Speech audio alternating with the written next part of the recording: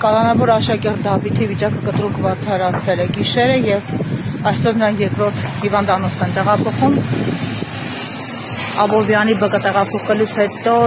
աշակերտին հիմա բերեցին Նայիրի ԲԿ։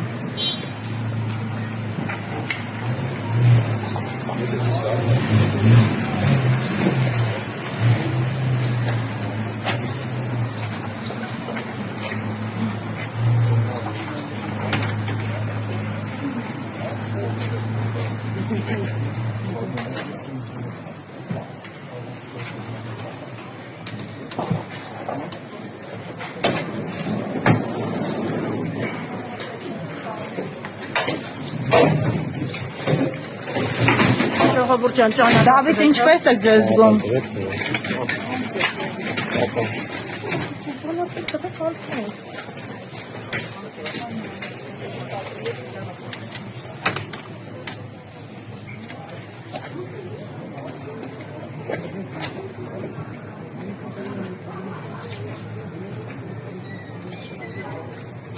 Դավիթին շտապ տեղափոխեցին Նայիրի բժշկական կենտրոն, վիճակը կտրուկ վատացել է գիշերը, մինչ այդ փաստաբանները, ընտանիքի անդամները պարբերաբար բարձրաձայնել են, որ անհամատեղելի է կալանավայրի հետ նրա հիվանդությունները, բայց դատավորը հաշվի չառավ այս հանգամանքը, այդ թվում քրեակատարողական հիմնարկ տեղափոխելուց, երբ նա հենց առաջին օրը կտրուկ վատացել էր,